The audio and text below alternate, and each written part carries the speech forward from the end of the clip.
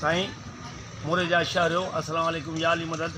साईं हिन खां असां पहिरियां बि जेको आहे 5 चकर वीडियो जारी कई आहे त हीअ अलाह जो घर आहे, गुडल शाह जी मस्जिद आहे, उहा गली आहे।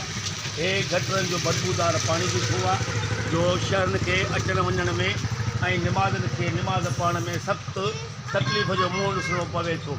हालांकि असां मोरे जे मौजूदा एडमिनिस्ट्रेटर खे जेको आहे रूबरू 50 दफ़ा गुज़ारिश कई आहे त साईं महिरबानी करे हीअ घिटी विज़िट कयो, पर हू हिते अचण लाइ तयारु न आहे। हू एॾो त लापरवाह आहे जो हू पंहिंजी ज़िम्मेवारी क़बूल करण लाइ तयारु कोन्हे को, न को हिते विज़िट करण लाइ तयारु आहे, जंहिंजो ज़िंदा सबूत तव्हां ॾिसो त केॾो घटि जो बदबूदार पाणी बीठो आहे। साम्हूं अलाह जो घर आहे, यानी अलाह जे घर जी अॻियां इहा हालत आहे त मोरे जे शहर सां छा हालत हूंदी।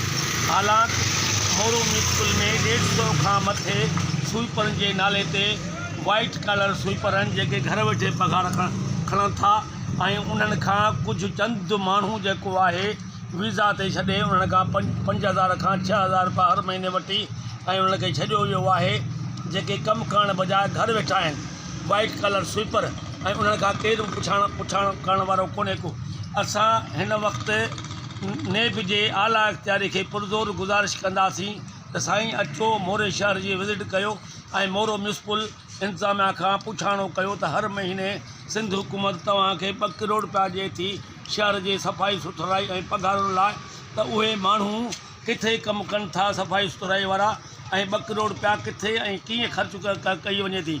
जेकॾहिं उहा बारीक बीनी सां हल्फिया इंक्वायरी कई वेंदी त वॾा फाट फाटंदा ऐं अछा कारा पधरा थी वेंदा ऐं केतिरा ई राज़ फाश थी पवंदा।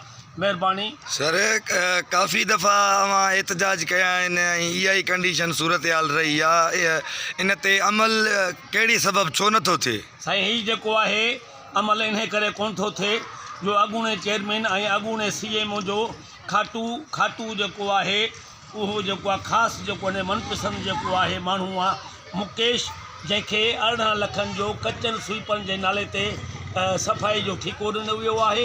उन खां अलावा खेसि 50,000 रुपया ॿियो फालतू ख़र्चु ॾिनो वञे थो, 100 खां 150-200 लीटर माहवार पेट्रोल ॾिनो वञे थो, मगर पोइ बि हिते सफ़ाई जो नालो निशान कोन्हे को।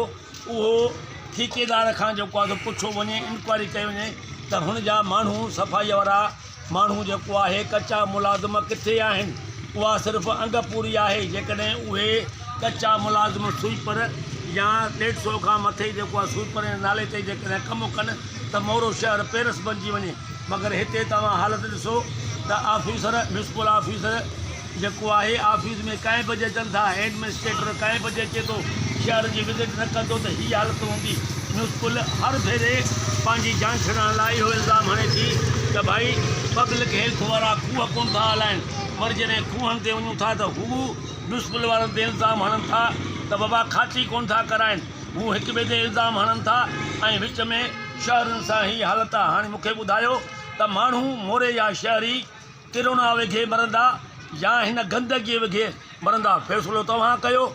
खुदारा नेब वारनि खे गुज़ारिश आहे, अपील आहे त महिरबानी करे हीअ अचो ऐं माहवार ॾिसो त घणा करोड़ हिननि खे मिलनि था, केतिरा स्वीपर आहिनि ऐं ठेकेदार जा जेको आहे माण्हू कचा मुलाज़िम किथे आहिनि, इंक्वायरी कई वञे। तव्हांखे अलाह ख़ुशि कंदो, पंज तरफ़ा ख़ुशि कंदो। महिरबानी। अस्सलाम वालेकुम या अली मदद।